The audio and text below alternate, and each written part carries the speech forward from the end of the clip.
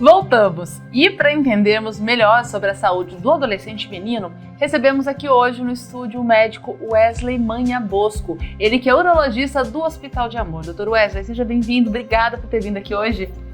Obrigado pelo convite e obrigado pela oportunidade de poder falar um pouco mais sobre um tema importante. Mas infelizmente negligenciado, né?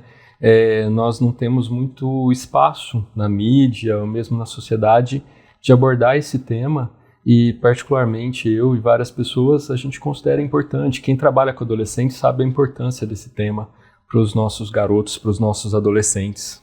Como bem disse o Dr. Wesley, um assunto que não é muito divulgado. Não, a gente está muito mais familiarizado a falar sobre isso na temática da saúde da mulher do que na saúde do homem, de modo geral, especialmente nessa faixa etária.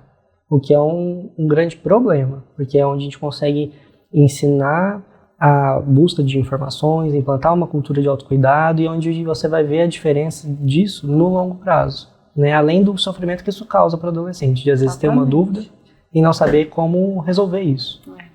E é bom incentivar os adolescentes a se cuidarem, né? Porque a gente reclama tanto que os homens não se cuidam, né? De repente se começar na adolescência. Mas para a gente começar esse segundo bloco com o Dr. Wesley, já quero começar perguntando quais são as principais infecções sexualmente transmissíveis do adolescente. Então, Glaucia, nessa fase a gente vê que os adolescentes acabam ficando expostos a todas as infecções. Se falava muito em AIDS, HIV, que muita gente tem medo. Só que qual que é o problema? A sífilis, que a intenção do Ministério de Saúde era que até 2023 a sífilis fosse erradicada aqui no Brasil. E com os antibióticos, com o tratamento, que é uma doença tratável, facilmente tratável, tem a medicação na rede pública de saúde, então a intenção era erradicar a doença. Infelizmente o que nós estamos vendo é o contrário, está se aumentando cada vez mais.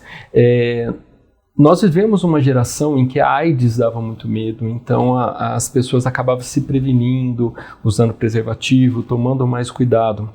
Agora que já temos tratamento, a AIDS não é um bicho-papão, vamos dizer assim, mais, os adolescentes acabam se expondo mais, não se preocupando tanto, e eles se expõem tanto à gravidez precoce, né, a gravidez em idades muito jovens, quanto a outras doenças, né. Eu vejo muito no consultório o condiloma, o HPV, que a gente vê muito, está tendo muito. Por quê? Porque é uma doença muito fácil de contagiar, mesmo com preservativo, nas preliminares, às vezes no namoro, de ficar ali namorando, eles podem se contagiar.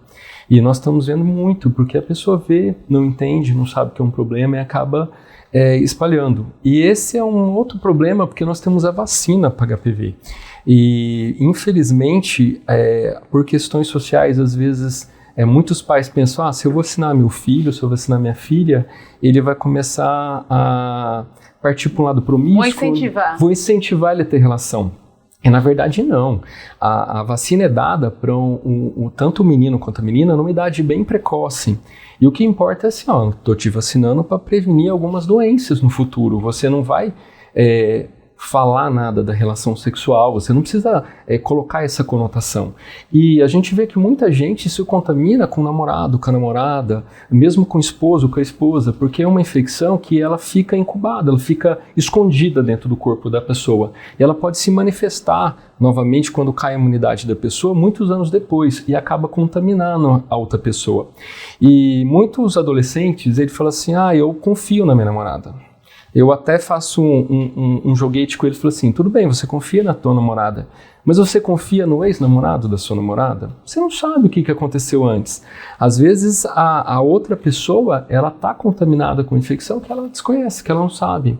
E muitas vezes quem passa, não passa voluntariamente, não passa sabendo. A pessoa se desconhece, acaba sendo contaminada e vai passando adiante. E vai virando aquele círculo vicioso cada vez maior. A vacina do HPV, ela é só para meninas ainda? Quando começou, ela era indicada só para meninas. Hoje em dia já está se expandindo para meninos também. Por quê? Porque não são só meninas, né, que têm infecção. E a gente vê que ela é uma das principais causas de câncer de colo de útero, mas também é uma causa importante de outros cânceres, como da cavidade anal, da orofaringe, toda a parte oral, quanto a parte de pênis, também o câncer de pênis. É até interessante falar que a gente é outro tipo de câncer que não se fala muito, é o câncer de pênis, que infelizmente o Brasil é um dos países do mundo com mais incidências de câncer de pênis. E por que isso é uma coisa triste? Primeiro pelo tratamento, que você tem que amputar o órgão, muitas vezes você tem que amputar, tirar o pênis do homem, que é uma coisa muito impactante, muito difícil, complexa, complicada, vamos dizer assim. E o pior de tudo é que é um câncer evitável.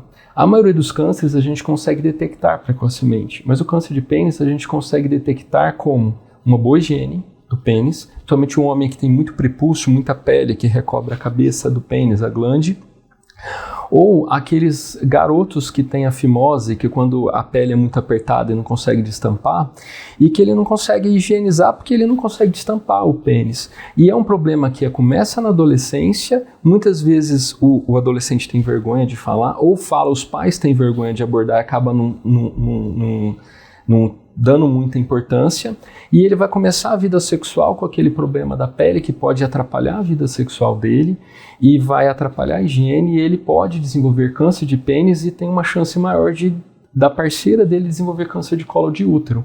E mais uma vez, a importância da gente abordar o adolescente no início do crescimento e do desenvolvimento, né? Mais uma vez, a necessidade de informação, doutor Marcelo. Exatamente, e como o doutor Wesley está dizendo, isso tudo impacta em saúde pública muito grandemente, né? Porque para você fazer uma prevenção adequada em relação ao câncer de colo uterino, por exemplo, não adianta você focar só na mulher, você precisa de tratar o parceiro. Assim como na maior parte das ISTs, você precisa fazer essa abordagem com o parceiro. Então a gente precisa poder falar sobre isso no consultório, falar sobre isso na escola, para poder trazer para o diálogo essa questão. E a adolescência é um ótimo momento para começar tudo isso. Sim, especialmente por essa questão de cultura. A gente tem, por exemplo, em relação ao HIV, outros métodos de prevenção ao contágio, então não é só o preservativo, hoje você tem medicações que são pré-exposição, por exemplo, e isso gera uma proteção muito grande, a taxa de infecção de HIV cai muito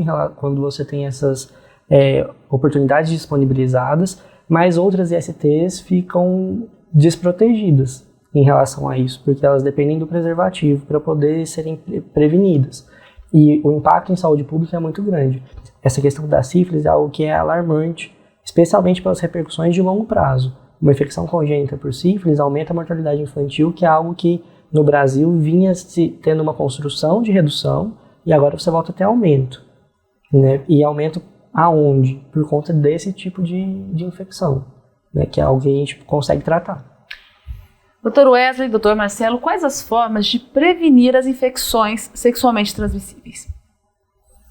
Bom, Glaucio, eu acho que, como o Marcelo falou, uma parte muito importante é a orientação, e é um vínculo, que agora a gente sempre tem o Novembro Azul, né, todo ano, que foca muito na prevenção. No início, a prevenção do câncer de próstata, que é o tumor mais frequente do homem adulto, e depois se ampliou, né? Porque não só o câncer de próstata, mas a prevenção da saúde do homem.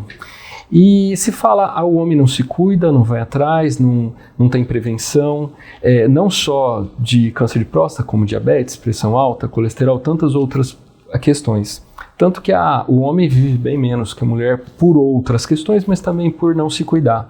Isso inicia desde o começo. Por quê? Quando criança, ele é levado ao pediatra, tanto o menino quanto a menina. A menina menstrua, vira adolescente, é levada no ginecologista. O menino vive adolescente, e aí? Não precisa mais no médico. Aí ele cresce falando assim, vai na contramão. O homem não precisa ir no médico. Ele vai ser um adulto pensando o quê? O homem não precisa se cuidar, não precisa ir no médico. Chorar, homem não chora, não vai ao médico. O homem não precisa se cuidar, quem precisa se cuidar são as mulheres. Então, isso vai se perpetuando, essa cultura. E qual que é a questão que a gente vê? É uma boa fase o adolescente, ele é aberto. Por mais que ele esteja tímido, ele esteja um pouquinho acanhado, ele é aberto à conversa. Quando você se coloca mais ou menos, vamos dizer, no patamar dele, você abre um diálogo, faz um vínculo com ele, conversa. Muitas vezes a primeira consulta, você não consegue falar muita coisa, você só vai fazer ali uma empatia, criar um vínculo, fazer uma amizade, vamos dizer assim, uma amizade técnica, mas uma amizade, né? Profissional, mas uma amizade. E aí você vai conversando, ele vai se abrindo um pouco mais, a gente vê que ele tem uma série de dúvidas. Como se prevenir, como que pega a doença. Existem algumas alterações no pênis, como umas bolinhas que ficam na cabeça do pênis, que muitos acham que é infecção e não é, que é do próprio pênis.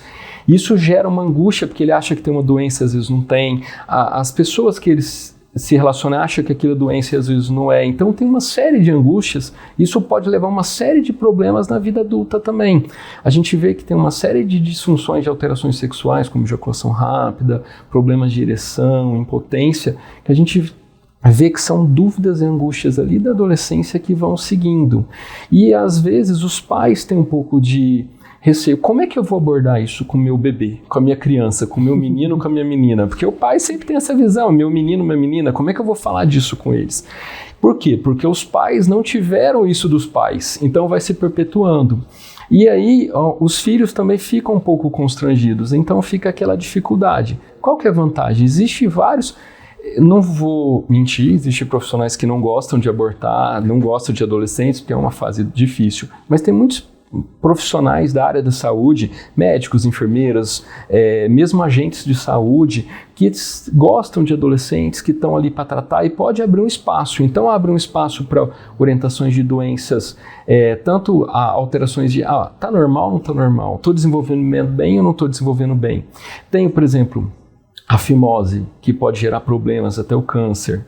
Tem uma doença que são as veias, não uma doença, uma alteração do homem, que é umas veias aumentadas no testículo, que chama varicocele, que é presente mais ou menos em 10% dos meninos e pode gerar infertilidade no futuro, quando não tratada na adolescência. E uma série de outras questões. Por exemplo, o câncer de testículo é raro, mas é o câncer mais comum em jovens e adolescentes, de 15 a 35 anos. Quando diagnosticado a tempo, tem até 90% de chance de cura. Infelizmente, muitos deixam passar. Então, essa é uma fase que é muito interessante nós abrirmos esse vínculo, começar a explicar esses problemas que o adolescente pode ter, como ele pode se cuidar, quando você deve usar preservativo, quando você deve se testar, quando vai formar um vínculo um pouco maior, vamos fazer os testes, vamos fazer um exame, como é que eu faço para prevenir gestação indesejada, quais métodos são mais efetivos, é só a camisinha? É só a pílula? Tem outros métodos? Como se prevenir? O que é a doença? O que eu preocupo? O que eu tenho que preocupar? Eu tenho uma lesão aqui, isso é doença? Não é doença? Eu tenho que me preocupar? Não tem. Quando aparece uma verruga, uma lesão no meu pênis, uma lesão no meu genital, o que eu tenho que fazer? Eu tenho que falar para minha namorada, eu tenho que falar para o meu parceiro, para minha parceira. Então você começa a falar esses vínculos e vai explicando aos poucos e eles vão conhecendo. Preciso usar camisinha, mas já tem uma lenda que a camisinha é ruim. O sexo com camisinha é ruim. Então existem uns certos tabus que às vezes o adolescente ele não usa por quê? Porque um colega meu me falou que é ruim. A informação da maneira errada. Informação da maneira errada. E hoje a gente tem a internet que está aí para ajudar, mas infelizmente tem muita informação boa e ruim. Então às vezes o adolescente tem dificuldade de filtrar isso aí. Dr. Wesley, em relação ao HPV, quais são os principais sintomas? Boa pergunta. O HPV é uma infecção que no consultório eu estou vendo que está aumentando muito a incidência, a gente vê muito. Tem vários tipos de HPV, é um vírus, vários tipos, e tem alguns tipos que desenvolvem uma verruga. Como que é? É tipo uma plantinha bem fininha, assim, com uns raminhos bem fininhos que dão em qualquer região. Pode ser no pênis, pode ser no escroto, naqueles pelos públicos, qualquer da região ali. Pode dar na região perianal, na região perivagina. E no homem, qual que é a vantagem? O homem é mais fácil que o órgão externo, então ele vê com mais facilidade. Ele vê que tem uma verruga, está crescendo, ele tem que procurar um atendimento. Por quê? Quando tem a verruga, tem muito vírus nessa verruga e ele passa com mais facilidade. Como que é o tratamento? Tem vários tipos de tratamento, mas normalmente você passa alguma medicação para queimar, para destruir, ou então com algumas substâncias como criogênio líquido ou como um bisturi que você vai lá, queima e destrói essa lesão. Destruindo a lesão, ele para de ter muito vírus, ele não está contaminando. Mas qual que é o problema? Tanto a herpes, que é aquela que dá aquelas feridinhas, que dá uma ferida que é muito comum a gente ver na boca, que pode dar no genital também, ele não desaparece totalmente, ele fica escondido dentro dos nervos da pessoa. Pode ser que nunca mais ele venha se manifestar, mas alguma situação que cai a imunidade, da pessoa, um estresse, alguma situação mais complicada da vida, ela pode vir a manifestar novamente. E manifestou, do mesmo jeito que a herpes, que é aquelas feridinhas que formam uma bolinha, que forma uma ferida, o condiloma que forma essas verrugas também pode voltar. Ah, voltou, o que eu faço? Trata novamente, elimina e você para de disseminar aquele vírus. Hoje, no Hora da Saúde, nós estamos falando sobre a saúde do adolescente menino. A gente se despede do Dr. Marcelo agora. Dr. Marcelo, obrigado mais uma vez por a participação, por esclarecer tantas coisas. Glaucia. E depois do intervalo, a gente volta esclarecendo as principais dúvidas dos telespectadores. Espera aí.